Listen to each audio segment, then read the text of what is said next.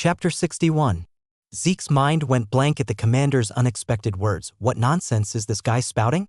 The Delphoa Knights had practically zero combat power without the Mage Corps' ranged attacks. The Delphoa Knights were literally nothing more than sturdy targets. It didn't make sense that they would deliberately come late and then pick a fight like this.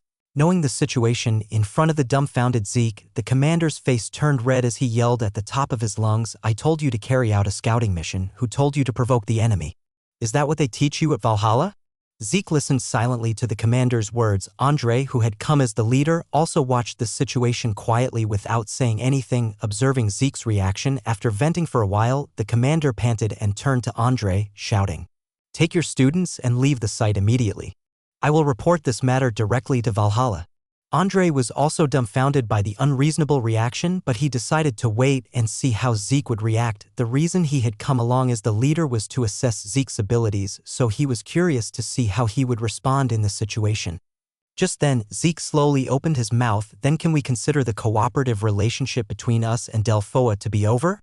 The commander was momentarily flustered by Zeke's words. What? If that's the case, then it's not a troop dispatch, so we don't have to listen to the commander anymore. The commander's eyes wavered intensely. Zeke took a step closer to the commander and said, "From now on, we will carry out the mission on our own here, so I would appreciate it if you wouldn't interfere." What? This is Delphoa territory. How dare you? Just then, Andre stepped forward. "The Black Yiksha is registered as a continental public enemy. Zeke and I have received official knight status from the Draker clan, so we can carry out the mission on our own with a report after completion." The commander broke out in a cold sweat as the conversation went in a completely different direction than he had anticipated. However, it was difficult for him to take back what he had said. He gritted his teeth and shouted, "Damn it. Do whatever you want with your mission." Then he took the mages and retreated to the rear. Originally, he had intended to withdraw with his troops, but it seemed he was staying put and making camp without going down the mountain to keep an eye on what Zeke's side would do with a situation like this. It was Jorge's 8th Knights who were in a predicament. Without the mages, it was impossible to attack the fortress in the first place, and it was difficult for them to do anything on their own. Just then, Zeke approached Jorge. "Commander Jorge, I have something I want to ask." Jorge tensed up at Zeke's words. What is it?" "I'm curious if you have any desire to catch the Black Yiksha." Jorge closed his mouth tightly, and after a long pause, he answered, "We may not be comparable to the knights of the Draker clan, but we are knights too. What knight would want to leave a villain who torments their own people alone?" Jorge and the other knights clenched their fists. Zeke could sense the sincerity in their reaction. He said to Jorge, "If that's how you feel, I'd like to ask for a favor." "A favor?" "Yes, I intend to infiltrate the fortress and capture the Black Yiksha." Jorge was surprised. Oh my god, without the help of mages? It seems like the Mage Corps doesn't really want to catch the Black Yiksha. Jorge was speechless at Zeke's words. Indeed, for several years, the subjugation forces led by the Mage Corps had only engaged in small-scale skirmishes in front of this fortress. Moreover, the mages only cast magic a few times from a safe distance in the rear, and even then they weren't proactive, so the only ones who got hurt or died were Jorge's subordinate knights. Zeke said to Jorge, "If you help me, we can get rid of that Black Yiksha bastard from Delphoa today." Jorge and the other knights looked at each other. They came to an agreement and nodded. Jorge said to Zeke, "What should we do?" As the night deepened, silence fell upon the fortress, and at some point, the 8th Knights, holding thick shields, took their positions in front of the fortress. Then they drew their swords and began to strike their shields. Clang! Clang! Clang! The loud clang of swords and shields echoed throughout the mountains. Perhaps due to the sudden noise, the fortress became busy. Following Zeke's instructions, Jorge and the knights continued to change positions and make loud noises. After a while, mercenaries holding torches appeared from the top of the fortress. "Are those guys crazy?" Then they started shooting arrows at the knights. Clang! The knights blocked the incoming arrows with their sturdy shields. The 8th Knights had completely mastered shield techniques after years of fighting the mercenaries on top of the fortress while the knights were drawing attention at the front of the fortress. Zeke and his party moved to the back of the fortress. They had learned about a passage leading inside the fortress when they interrogated the patrol. Zeke led his party and stealthily approached the passage. Then he nimbly climbed the fortress wall, took out his dagger, silently killed the mercenary on top, and opened the gate. Diego and Aster were stunned to see the mercenaries cleanly dispatched. "Bro Zeke, you're scary, yo." "Ugh, I should have just stayed and graduated normally." Each with their own thoughts, they followed Zeke into the fortress. It was then, thud, thud, thud. Thud. A figure on horseback quickly emerged from within the fortress. Zeke, his vision enhanced by his dragon eyes, checked the face of the figure on horseback, Black Yiksha. It matched the description of the Black Yiksha he had seen before the mission. Zeke said to Andre, "I'll chase after him. You stir things up inside, open the front gate, and fire a signal flare, then those mages won't be able to hold out any longer."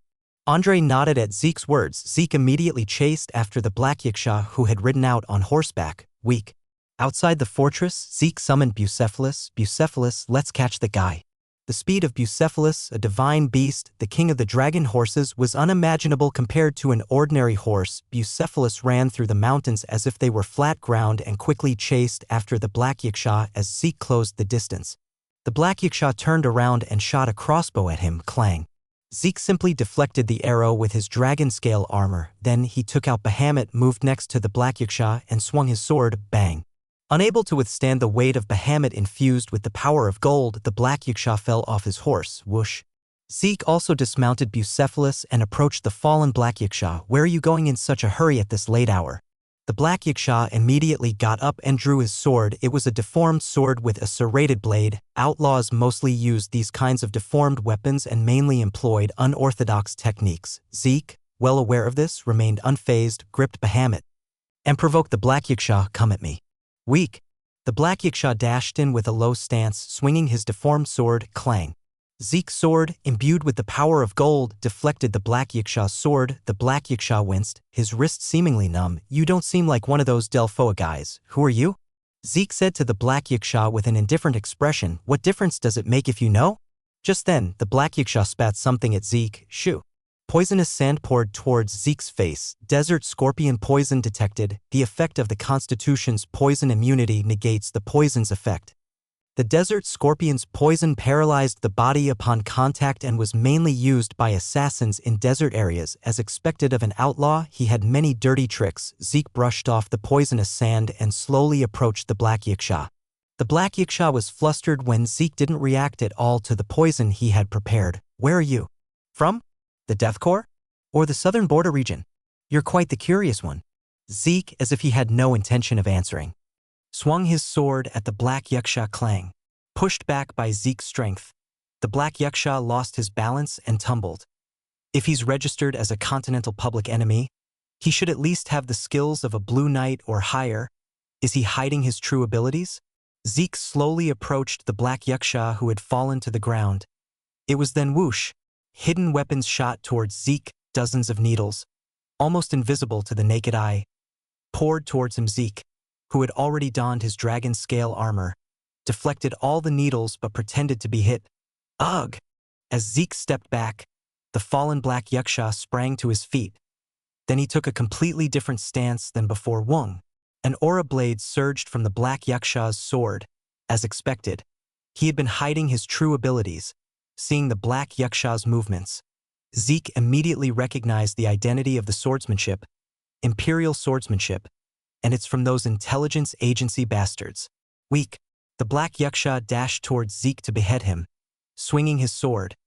It was the moment when the sword was about to reach Zeke's neck. Crackle.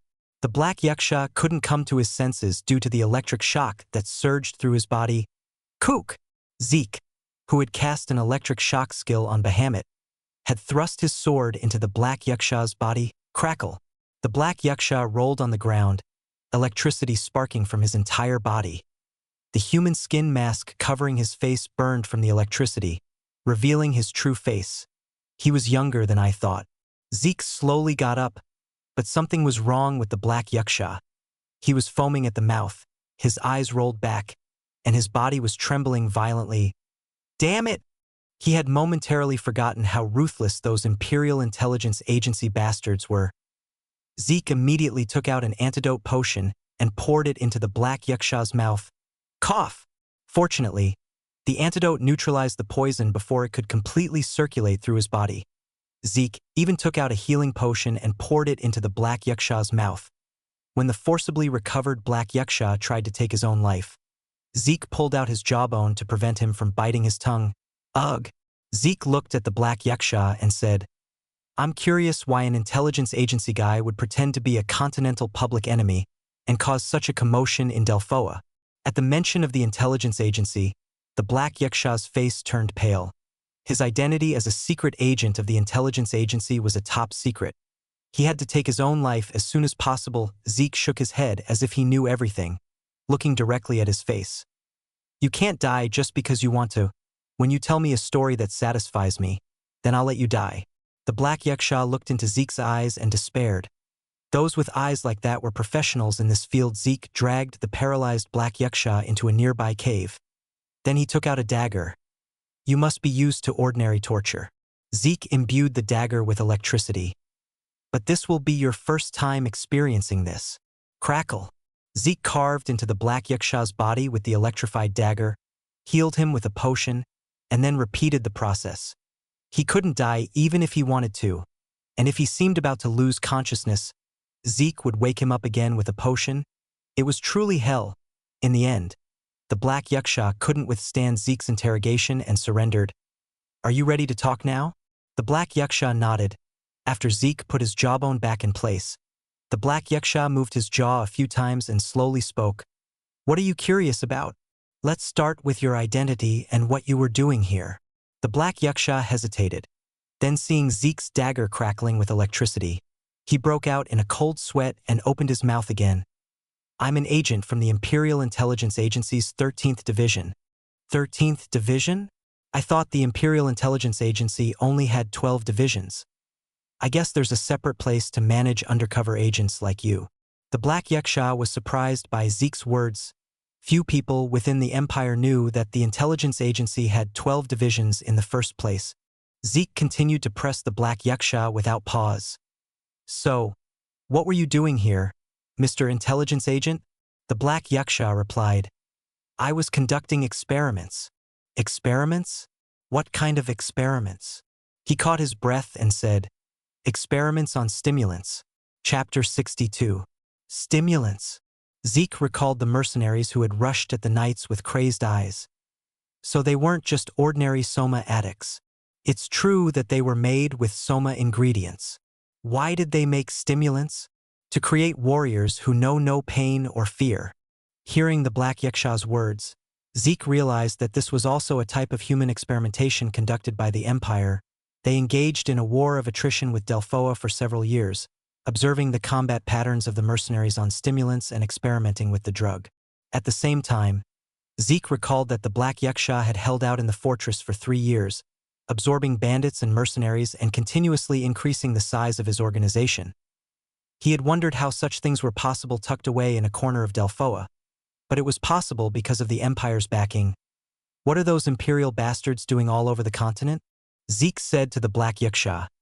You know that if things go on like this, you'll be killed by the Empire first, right?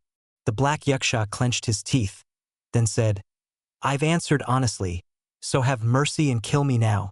Zeke shook his head. What if there was a way to live? The Black Yaksha's eyebrows twitched. There's no escape from the Imperial Intelligence Agency. Zeke said to him, What if Draker's power protected you? At the mention of Draker, the Black Yaksha's expression changed. The only force on the continent that surpassed the Imperial Intelligence Agency. Draker? What do you mean? Zeke took off the glove he was wearing and used the mana reflection skill. The magic lamp he had turned on started flickering. The Black Yaksha looked at Zeke with a hardened expression and said, You're a pure-blooded awakened of Draker? Yes. I received the official knight status of the clan. The Black Yaksha's mind raced. No one wanted to die, even if they were an intelligence agent.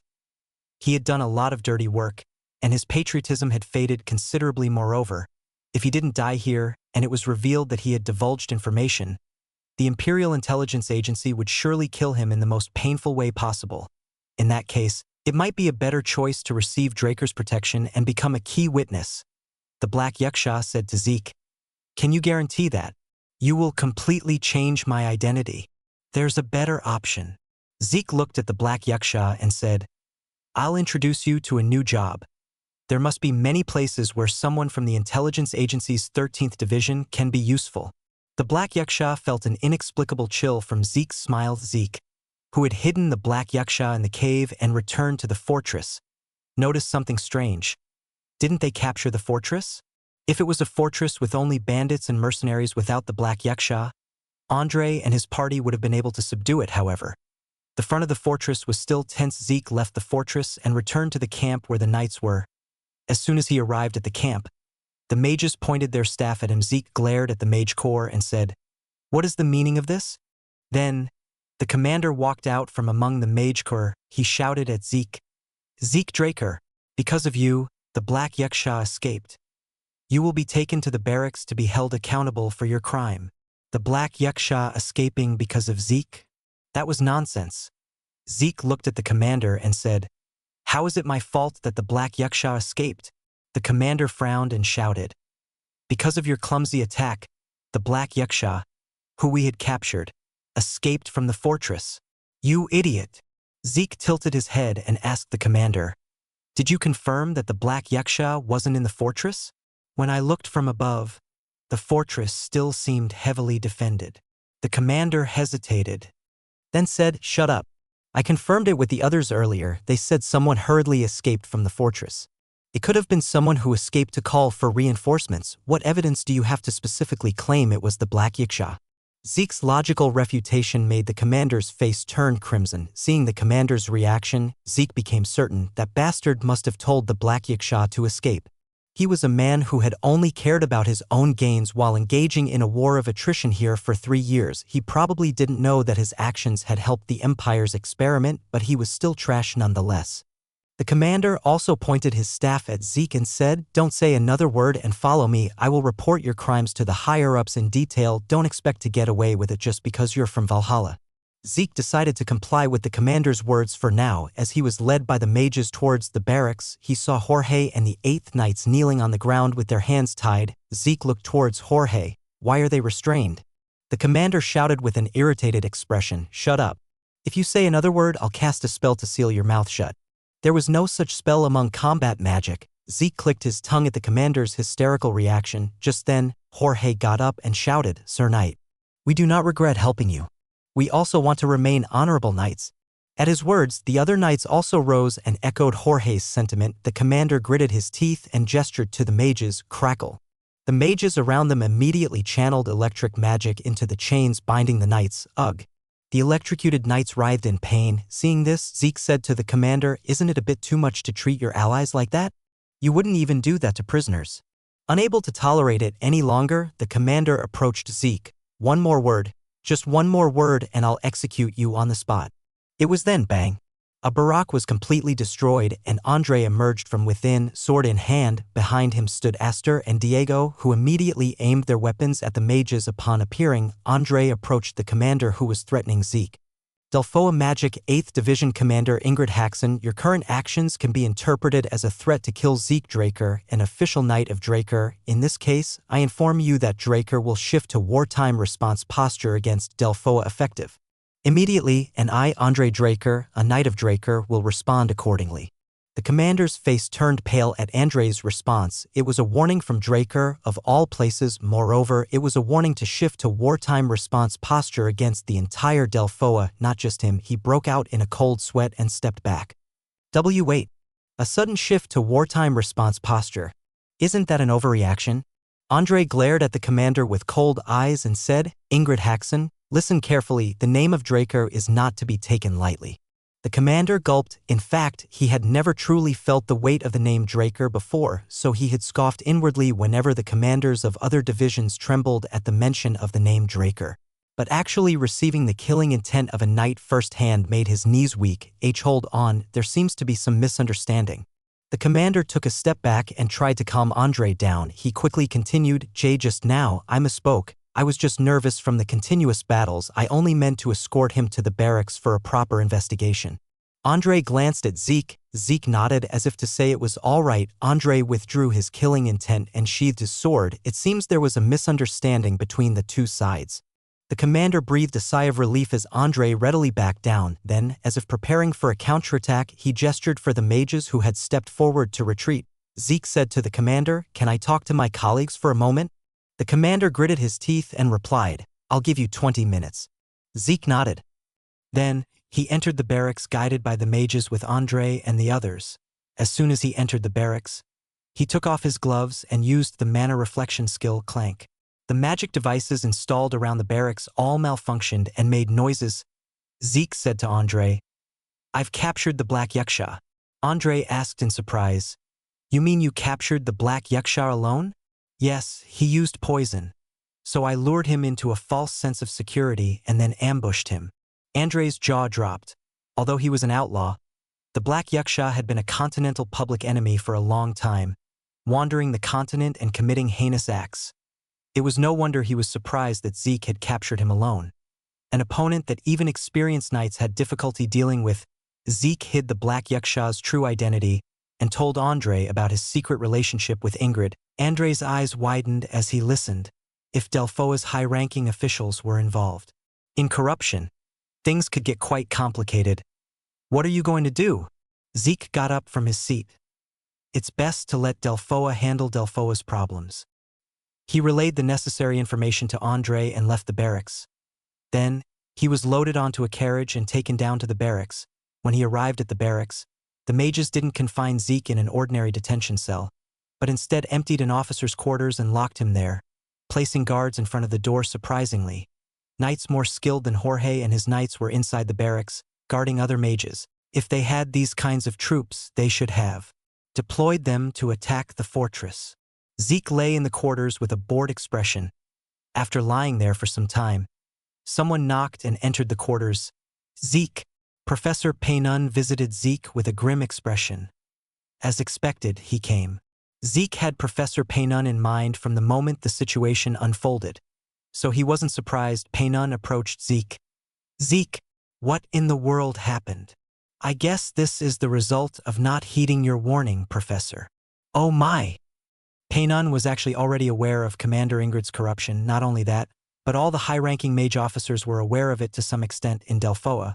Mages needed military experience to rise to high positions. Zeke thought Paynon had failed in the power struggle, but in fact, Paynon had volunteered for the military because he felt limited by his ordinary research position. Moreover, he had been assigned to this unit because the director of the Royal Research Institute, who was his mentor, had pulled strings for him.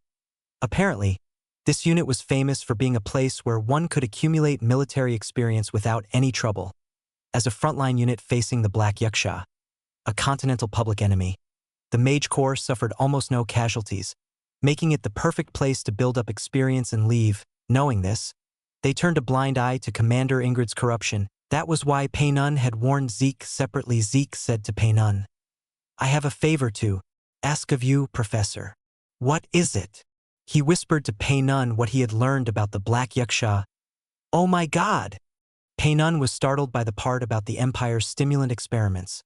If this was true, the situation could no longer be ignored. Zeke said to Paynon in a low voice, "Although it's the right thing to expose this corruption, there will surely be complaints among the Delphoa mages." Paynon agreed with Zeke. Exposing the corruption of a fellow mage was taboo in Delphoa's mage society. No matter how righteous the cause, he might have to give up on rising to the ranks of high-ranking mages. Zeke said to Paynon, "I'll leave the choice to you, Professor." Paynon fell into deep thought at Zeke's words. He slowly raised his head, looked at Zeke, and said, "Zeke, I'm really sorry, but I can't do that." "Is it because of the power as a mage?" Paynon shook his head. "Power. It could be because of that. I need to attain the title of mage, a high-ranking mage, to pursue the research I want to do." Paynon finished his words and slowly got up from his seat. "I'm truly sorry, Zeke." Paynon left the room as if fleeing. Chapter 63. Commander Ingrid paced back and forth inside the barracks with an anxious expression. Just then, the crystal ball flickered. The commander answered the crystal ball communication. "So, how did it go?" The person on the other side of the crystal ball relayed the situation with the detained Zeke. "That Paynon bastard refused Draker's offer?" The commander's expression brightened. With the Black Yaksha currently on the run, Zeke alone didn't have enough evidence to report anything to Delphoa's higher-ups. He could complain to Delphoa through Draker, but without evidence, it would be impossible to prove that there was something going on between him and the Black Yaksha. Moreover, the higher-ups wanted to maintain this unit. Ingrid didn't want to lose his advantageous position where he could accumulate both money and experience. "If I hold out for one more year, I can move up to the center with a bit more luck," I might even be able to run for the position of Magic Tower Master. With Pei-nun refusing Zeke's offer, Ingrid quickly began to picture his rosy future. While he was lost in his imagination, his adjutant entered the barracks. "Commander, what are your orders regarding the attack on the fortress?" He put away the crystal ball and said, "Make some noise and withdraw." His adjutant was also involved in this collusion, so he didn't question the commander's orders and immediately left the barracks. Ingrid smirked and prepared for battle. "Depending on the situation, I'll have to tell that black Yaksha bastard to come back. I'll let him hold out until this year and tell him to move somewhere else next year." A tail that was too long would get caught with this incident. Things could become more dangerous. He intended to end things cleanly once he had accumulated the necessary experience. As soon as Ingrid organized the mage unit as he had ordered his adjutant, he led them up towards the fortress. He planned to cast a few flashy spells towards the fortress, pretend to be defeated after attacking from above, and then retreat to the barracks. "I can just let that Jorge bastard take the blame."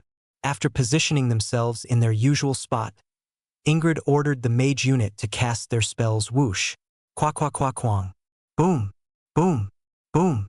Spells with loud and flashy explosions flew towards the fortress, however.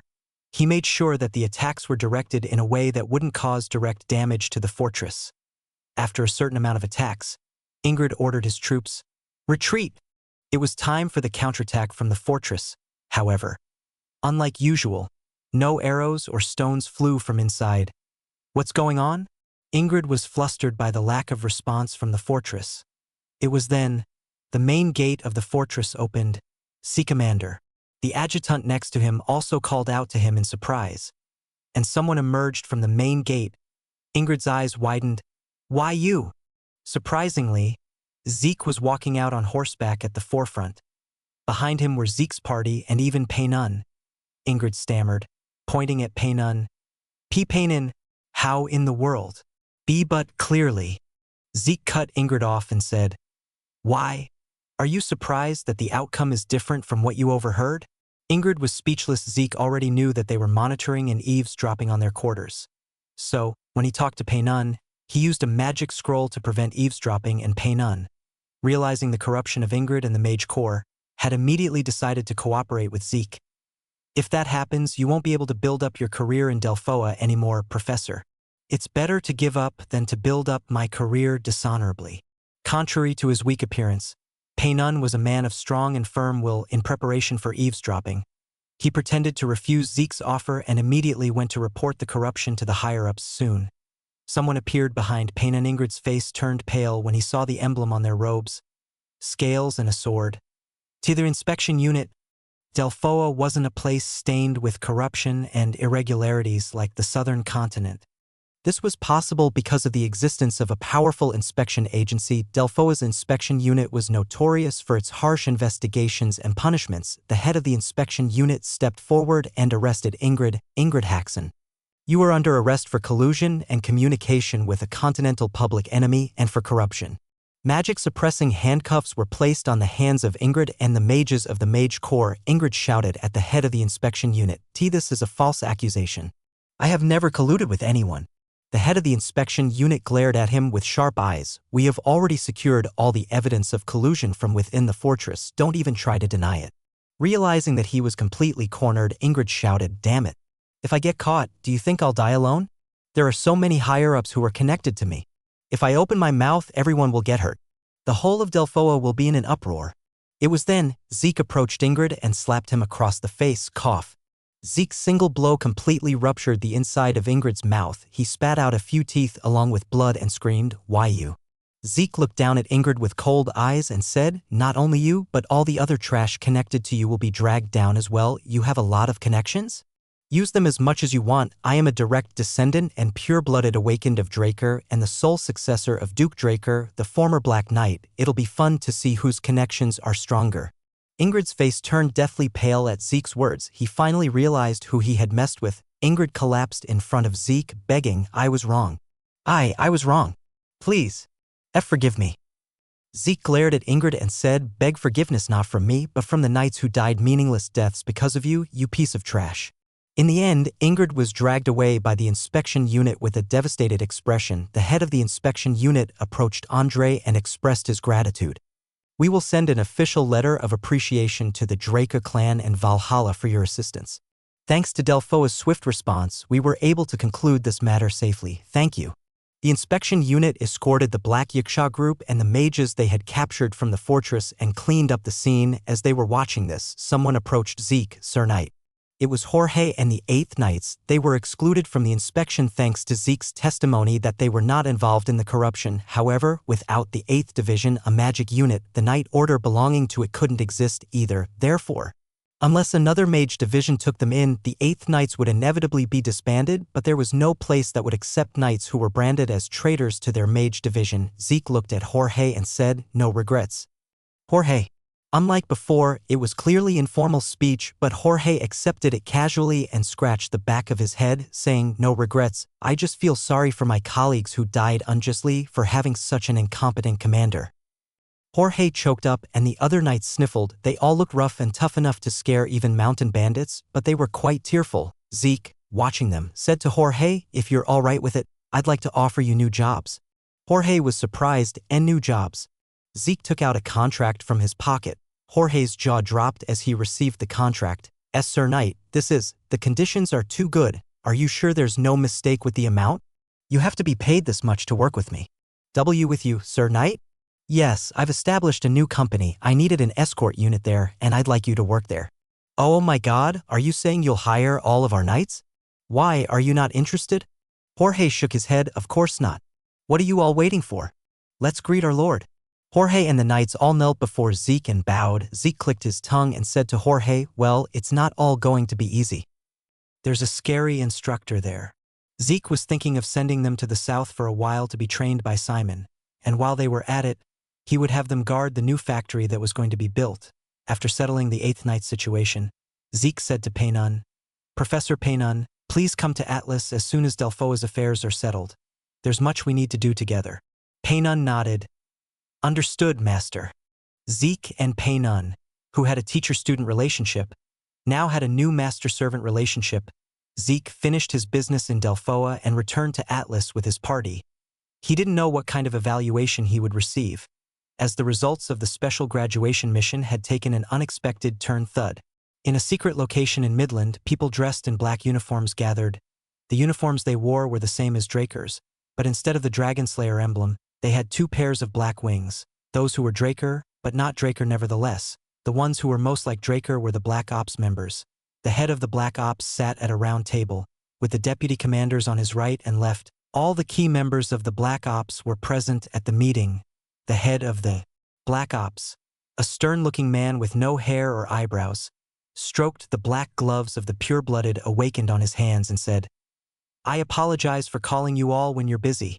Baron Draker, the head of the Black Ops, was the only one among them who was allowed to use the name Draker.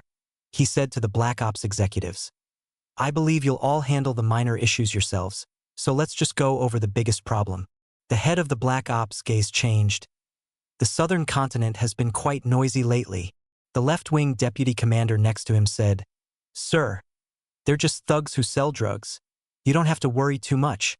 Even within the Black Ops, the left wing was mainly a combat unit in terms of their combat power. The cartels were nothing more than insignificant gangs. Then the right-wing deputy commander spoke up. "The southern cartels have grown rapidly in a short period of time. Don Juan of the McCain cartel, for example, has amassed enormous wealth by taking control of the entire South and monopolizing the production, manufacturing, and distribution of soma. They are not an opponent to be taken lightly."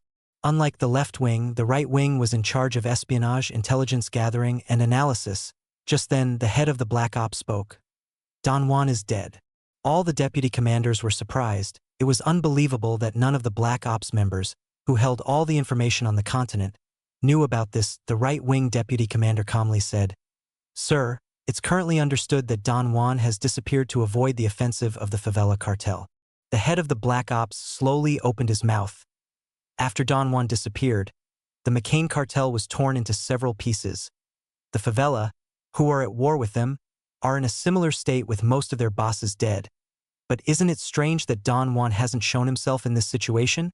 The right-wing deputy commander closed his mouth at the commander's words. In fact, he hadn't thought deeply about the southern cartels, assuming that Don Juan was simply in hiding. When the head of the Black Ops placed his hand on the table, a magic image appeared in the air. This is a video taken by Favela a month ago. The video showed people wearing black masks. He flipped through the screen. And this is a video taken by McCain. Similarly, there were pictures of people wearing masks. When the head of the Black Ops spread his hand wide, several pictures of people wearing masks were arranged in a row. He pointed at the screen and said, "The person in the middle, that person moved between McCain and Favela and brought down both cartels, but no one has been able to identify him yet." The head of the Black Ops looked at the image with sharp eyes and said, "From this moment on, find that person, find out who he is, and why he's meddling with the major cartels in the South." As soon as he finished speaking, the Black Ops members in the room rose from their seats. Draker's Black Ops, the most powerful intelligence agency on the continent. They began to follow Zeke's trail. Chapter 64. Chapter 64. Welcome, Zeke. President Flabert greeted Zeke warmly. The president personally poured tea and placed it in front of Zeke. "I heard you like tea, but I'm not sure if it will suit your taste." Zeke wondered how far the fact that he liked tea had spread. While Zeke was thinking about this, the president smiled and said to him, "The reason I called you here separately is none other than because of this mission." Zeke tensed up slightly at Flabert's words. As someone with battlefield experience, Zeke actually thought that his actions in this mission wouldn't be evaluated very favorably. Because once you're on the battlefield, no matter what happens, it's right to follow the orders of your superiors. Individual actions that disregard the orders of superiors could harm the entire unit, so they were strictly prohibited. Zeke waited for Flabert's next words. "You were excellent." "Yes." Zeke reflexively asked back at the unexpected answer. Flabert held his teacup with a satisfied expression. Professor Andre kept very good records. The Delfoa inspection unit also sent a separate thank you note and situational data. Zeke breathed a sigh of relief at Flabert's words. It seems that the scope of command for Draker Knights is wide enough to allow for this. In his previous life, the North where he stayed had such a harsh environment that even a small mistake could cost him his life. Therefore, military discipline was stricter, and the scope of command was very narrow. Flabert looked at Zeke and said, "It's a shame that the Black Yaksha died during the transfer." Zeke felt a slight pang of guilt at Flabert's words. This was because the Black Yaksha wasn't actually dead as he had planned during the initial capture. He had the syndicate make it look like the Black Yaksha died during the transfer and smuggled him to the south. He intended to give him a new identity there and bring him back to the central continent. Currently, the only person who knew that the Black Yaksha was an agent of the Empire's intelligence agency was Paynon. But he had also become Zeke's man, so there was no way the secret would leak out since he had intended to bring the Black Yaksha in the first place. He had Paynon exclude any documents related to the Empire from the Black Yaksha-related documents in Delfoa and hand over only those related to corruption to the inspection unit, along with the data on the Empire's human experiments found in the south. The stimulant experiment discovered this time, and the Black Yaksha as a witness could be enough to pressure the Empire. While Zeke was thinking about the Black Yaksha, Flabert said, "Zeke, considering the various qualities you showed in this mission, the Professor's Council has proposed a different kind of test." "What kind of test is it, President?" "A beast hunt." Zeke was a bit doubtful at the President's words. He thought it was a bit easy for a Valhalla special graduation exam. Hunting beasts wasn't easy, but Valhalla's graduation missions were famous for their high difficulty, so it felt relatively easy for a special exam for early graduation to be a beast hunt. Just then, the President added, "It's not a simple hunt, it's an unsolved case, and you have to do it alone." Zeke finally nodded at those words. Unlike monsters, beasts had no set species or types. Therefore, it was difficult to identify their characteristics or understand their movements through their habits. Ordinary beasts were highly aggressive and attacked indiscriminately. But there were also beasts that didn't. The unsolved cases that President Flabert just mentioned were mostly problems caused by intelligent beasts. Occasionally, humans caused problems and then blamed them on beasts. But there was a clear difference between what humans did and what beasts did. In which region did the incident occur? In the Duchy of Troy. The Duchy of Troy was directly under Draker's control, and was also where the Draker clan's main house was located. But if there was an unsolved case in such a place, it was likely no ordinary beast. Flaubert continued to Zeke. If you pass this test, you will be exempted from all other types of exams required for graduation. In effect, this test alone fulfills the graduation requirements. In fact, one of the things Zeke did in his previous life was to investigate and track down unsolved cases caused by these kinds of beasts. It was practically his specialty, and with the condition that he could graduate quickly, there was no reason to refuse. I swear on my honor as a knight that I will solve the case as soon as possible so that the people of the duchy who are living in fear can rest assured. Flaubert looked pleased with Zeke's answer. After scoring points with the president, he returned to his mansion. Departure is tomorrow. Recalling the schedule he received from the president, Zeke packed his bags lightly and intended to depart for the Duchy of Troy immediately. As he was organizing his plans and entering the mansion, someone was waiting for him. A slender young man with narrow eyes, wearing light armor, he greeted Zeke. Sir Zeke Draker, it is an honor to meet you. I am Felix, dispatched as a guide for this mission. Zeke looked at Felix and said, No surname. Valencia. He slowly went over the name Felix Valencia, but it was a name he had never heard of in either his past or present life. Zeke tilted his head at the energy he felt from Felix. Unlike other knights, Zeke could sense mana because his dantian was open, making his senses much more acute. Felix's energy felt different to him. I feel an unusual energy within his body, but it doesn't seem quite right. It's subtle. For a young knight who wasn't a Draker blood relative to have this level of energy meant there was something special about him. I'll need to look into this separately. Zeke asked Felix, If you're a guide, are you from the Duchy of Troy? Yes.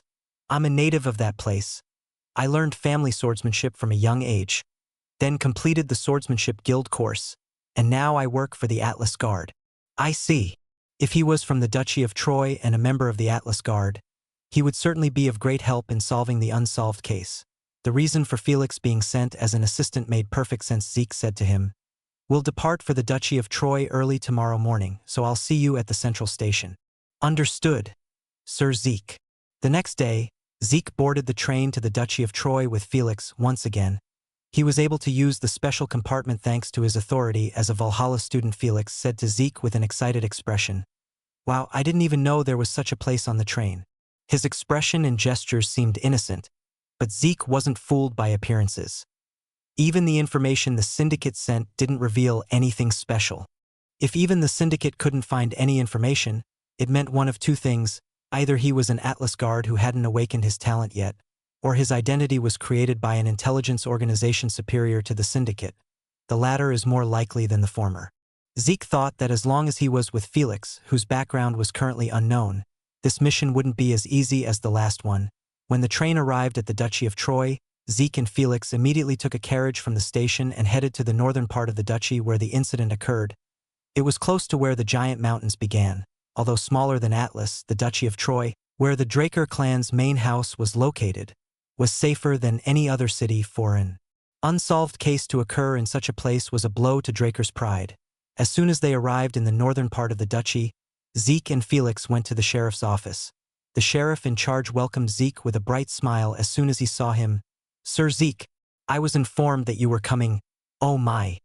It's truly an honor to have a pure-blooded awakened personally visit this remote place. In the Duchy of Troy, the bloodline of the Dragon Slayer was no different from the bloodline of God, with the arrival of a direct descendant, a rare and precious pure-blooded awakened among the Dragon Slayer bloodline.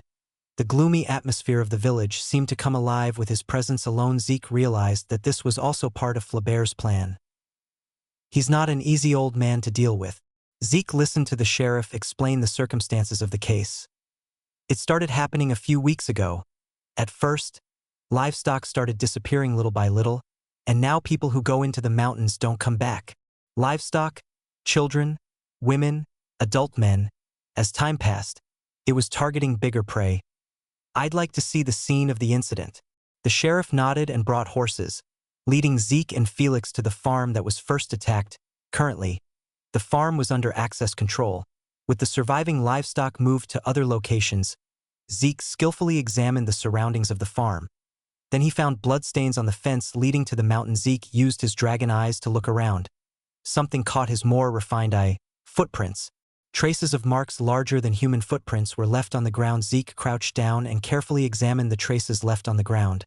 He tried to figure out the identity of the beast through his memories of his past life. The footprints are deep. It seems to be quite heavy. It didn't break through the fence but climbed over it. The bloodstains must have come from the livestock it was carrying as it climbed over. Zeke imagined the scene based on the traces of the footprints. It secretly climbed over the fence of this farm, snapped the sheep's neck, slung it over its shoulder, and climbed back over the fence to return to the mountain. Zeke tilted his head. This isn't the usual pattern of a beast. No matter how intelligent it was, the beasts Zeke knew wouldn't move this stealthily, nor would they bother to jump over a fence. Just then, the sheriff approached Zeke.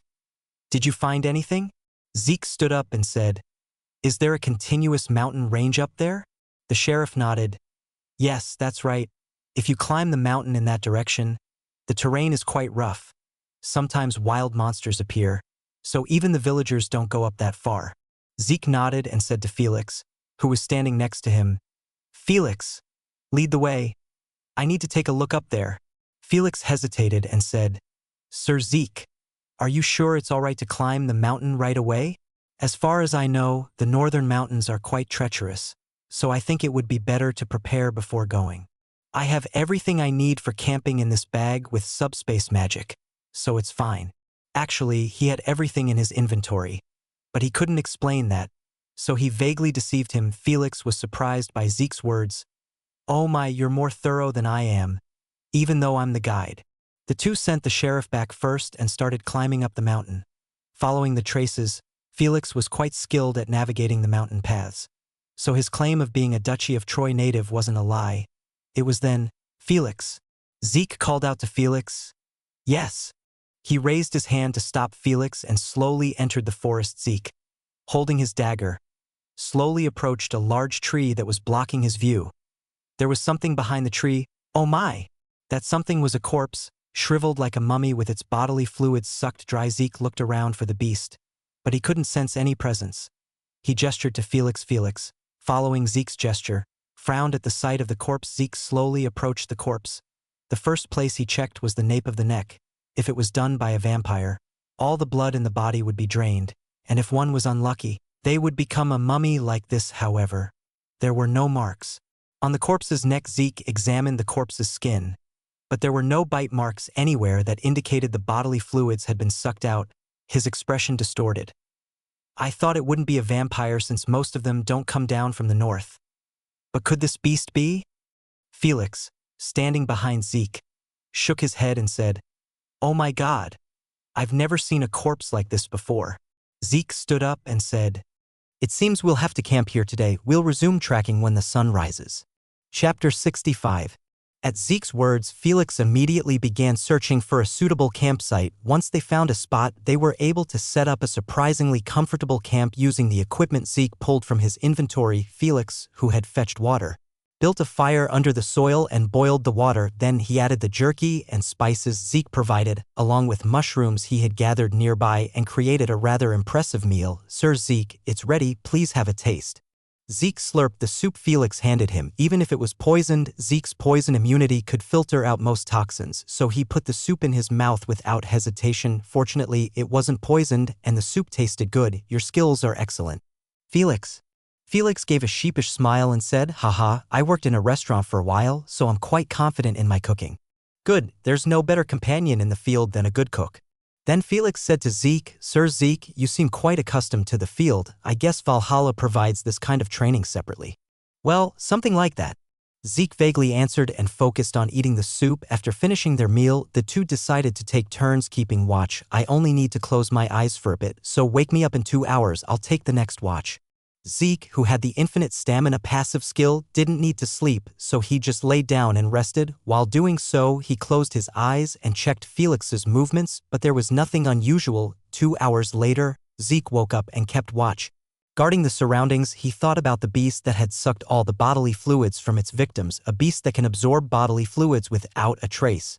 Zeke had seen a similar corpse in his previous life. He and his teacher had followed and tracked it for days, but eventually lost it. It was very difficult to catch because it was intelligent and cautious. Zeke compared the traces of the beast he had seen back then with the footprints he found by the fence and continued to ponder. The traces don't match that beast. Perhaps another species of beast has appeared at the same time. It wasn't common, but it wasn't entirely unheard of. Zeke considered all possible scenarios and thought about how to track the beast. It was then, crack. He heard the sound of a tree falling beyond the forest. Zeke immediately got up and checked the direction of the sound, 2 kilometers west. He woke Felix up. Felix? Yes? Yes, Sir Zeke. There's something beyond the forest. Stay here, I'll be back soon. Leaving those words with Felix, Zeke dashed towards the western forest. Weak. Zeke, who ran with gale force, arrived at the location of the sound in an instant. He hid behind a tree and observed the situation, and he encountered a race he never expected. Is that a barbarian? Barbarians lived deep within the giant mountains. They resembled humans in appearance, but their physical strength was unmatched, said to be descendants of the giants who were once the masters of the mountains. The barbarian's physique and strength surpassed even ogres. Such a barbarian warrior was fighting something. Graph. A beast, its form difficult to discern in the darkness, swung its tail at the barbarian. Weak. The barbarian rolled to avoid the beast's tail, then he uprooted a nearby tree and swung it at the beast. Whoosh. The beast quickly dodged the tree. The barbarian swung and retreated. Seeing the beast's movements, Zeke realized it was the same one he had failed to catch in his previous life. Master called that one Guguk. Among the beasts, there were special ones like Guguk. Zeke's master called such beasts ancient species and warned him to be especially careful. They were strong and intelligent beyond comparison to ordinary beasts. It was fast and cautious, moving like a monkey. And if one touched its long, tentacle-like tail, their life force would be sucked out. They would become a mummy in an instant, just like the corpse he found earlier. It seems the barbarian took the livestock and the Guguk took the people. He had grasped the general situation. But he couldn't figure out why the barbarian and the Guguk were fighting here, so he decided to observe a little longer. Kayag. The Guguk bared its sharp teeth, threatening the barbarian. Then its neck suddenly bulged and it spat something at the barbarian. Shoo. What shot out of its mouth with incredible speed was a sharp, skewer-like tongue. The barbarian warrior crossed his arms to block the skewer. Thud. But the Guguk's tongue pierced through the barbarian's tough flesh, through his stomach, and out his back. Thump. The barbarian collapsed to the ground. The Guguk, seeing the fallen barbarian, let out a gruesome laugh, its mouth splitting wide open. It slowly started to approach the barbarian. As it got close and was about to wrap its tail around the barbarian to absorb his life force, flinch. The Guguk, as if sensing an unseen danger, retreated. Then it raised its head and started looking around the forest, but it seemed to find nothing and soon tried to approach the fallen barbarian again. At that moment, Zeke's sword, hidden in the shadows, grazed the Guguk's neck as it approached the barbarian. Keek. The startled Guguk quickly fled, blending into the darkness. Zeke was disappointed to see the Guguk disappear in an instant. Damn, it's fast. Even when he and his master joined forces in his past life, they couldn't catch it. Although it was smaller than the one he remembered, it seemed even more sensitive. Ugh. Zeke looked down at the barbarian warrior lying on the ground. His face was pale, as if poisoned. After a moment of consideration, Zeke hoisted the barbarian warrior over his shoulder, carrying the barbarian, who was over 2 meters tall. He entered a nearby cave, then he examined the barbarian warrior's wounds. The area where the Guguk's tongue had pierced through was turning black. As expected, it was venomous. It's a dangerous one. All right. Zeke took out his dagger, heated it with the power of fire, and stabbed the barbarian warrior's wound. Sizzle. Black blood gushed from the wound. He took out an antidote from his inventory and poured it onto the barbarian warrior's wound. Ugh. The barbarian warrior, with his strong endurance, writhed in pain. It was thanks to the barbarian's strong physique that he was still alive. If it were an ordinary human, they would have already melted into a pool of poison. That's how deadly the venom was. Zeke took out another bottle of antidote and poured it evenly over the wound. Bubbles started to form as the antidote neutralized the poison. The poison seemed to be neutralized to some extent, so Zeke took out a healing potion and poured it into the barbarian's mouth. Strangely, however, the healing potion didn't work on the barbarian. Is it because he's not human that the potion doesn't work? Even if the poison was neutralized, if he was left alone with his vital organs damaged, he would likely die of shock. After pondering, Zeke decided to use a skill he had never used before, Area of Effect buff skill. I wonder if this will work. Zeke placed his hand on the barbarian's wound and used the Area of Effect buff skill. Which skill would you like to cast as an Area of Effect buff? Zeke chose the healing factor. A bright light spread widely from Zeke. Swoosh.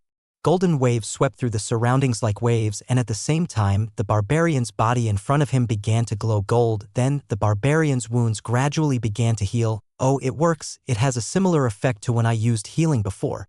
In his previous life, he could use healing not only on himself but also on others. In this life, with the system and with the skill change to healing factor, he had forgotten that he could heal others. Perhaps because the barbarian warrior himself had high regenerative abilities, his severe wounds were almost completely healed, leaving only scars. Zeke pressed on the barbarian's wounds, checking to see if his organs had also recovered. You were lucky. You would have died if it weren't for me. It was then, ugh. The barbarian warrior regained consciousness, perhaps because the healing factor had taken full effect. However, it was practically impossible for him to regain consciousness so quickly, even with healing mana. So Zeke flinched, then nodded. Ah, well, barbarians are beyond common sense. In his past life, the barbarians Zeke had seen also did things that were unthinkable for humans without a second thought. Suddenly, the barbarian warrior's eyes flew open. He jumped to his feet, looked around, and spotted Zeke, Graph. He let out a war cry as a threat and immediately backed away. Wary, Zeke calmly spoke to the barbarian warrior, calm down. The barbarian warrior was surprised that Zeke spoke his language. You understand? The barbarian's language was very simple, so it wasn't very expressive. Zeke nodded and replied, understand, I saved you. The barbarian examined the wound he had received from the Gaguk. He had clearly been pierced and poisoned, but the wound was cleanly healed. The barbarian was surprised and approached Zeke. You saved me. Zeke nodded. Yes, I saved you. The barbarian warrior, with tears in his eyes, suddenly hugged Zeke. Thank you. Once the barbarian warrior calmed down, Zeke asked him, my name is Zeke. What's your name? Me Big Fist. Nice to meet you, Zeke. Nice to meet you, Big Fist. Why are you here? Your home is that way. Me on warrior trial. Hunting? Yes, must succeed in hunting to become a warrior. Zeke was surprised to hear the barbarian warrior's words. He was so big that Zeke assumed he was already an adult warrior who had passed the warrior trial, but it seemed he hadn't reached adulthood yet. How old is Big Fist? Thought you were already a warrior. Me 16 years old, stronger than village warriors. Me 17, older brother. From what he gathered, Big Fist, who was already stronger than the warriors, was given the trial of hunting the Gaguk, a powerful beast even in the barbarian's territory, as a suitable test. The problem was that although he was stronger than adult warriors, he hadn't yet learned the tricks of hunting, so, although he had driven the Gaguk away, he couldn't catch it and ended up coming all the way down to the Duchy of Troy while chasing it. He came all the way from the barbarian territory to the Duchy of Troy just by climbing the mountains. As expected, barbarians were beings beyond the realm of common sense. Just then, Big Fist made a gloomy expression. Hunting is too difficult, me likely to fail. Zeke said to Big Fist, want help with hunting? Big Fist was surprised. Really? I want to catch that thing too. Big Fist, with tears in his eyes again, hugged Zeke. Zeke, thank you. Zeke patted Big Fist on the back and said, I'm your older brother. Ah. Zeke, who had decided to hunt the Gaguk with Big Fist, first returned to the campsite where Felix was with Big Fist. Felix, who had been waiting for Zeke, was startled when he saw him bringing a giant over 2 meters tall. Sir Zeke, that. As Felix reacted intensely, Big Fist was about to let out another war cry, but Zeke quickly stopped him. He's my subordinate. What's a subordinate? Barbarians were all equal warriors and there was no hierarchical relationship except for the chieftain. Zeke pondered how to explain subordinate in the barbarian language, but since there was no suitable word, he just said, foot washer. Big Fist seemed to understand and nodded. Zeke briefly felt sorry for Felix, who instantly became a foot washer, but since there was no better word, he let it slide. Big Fist started rummaging through the campsite, looking for something to eat. Seeing this, Zeke took out jerky from his inventory and gave it to Big Fist to eat. However, the amount was too small for a barbarian and it was gone in an instant. No wonder he came down to the village and stole livestock. Felix, who had approached Big Fist, looked pale and said to Zeke, Sir Zeke, is that a barbarian? Yes. Oh my god, a barbarian. Is it all right? I saved him from dying to a beast, so he's following me. Well, we decided to hunt the beast together.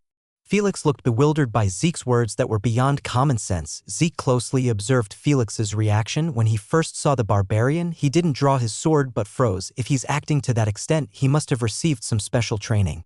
If it weren't for the aura he sensed, Felix would seem like an ordinary guide. Am I being too sensitive? Zeke became even more curious about Felix's identity. Just then, Big Fist suddenly stood up. He said to Zeke, Zeke brother, smell. Zeke asked Big Fist, who was suddenly talking about smells, what smell? Big Fist's eyes gleamed with madness. That thing's smell.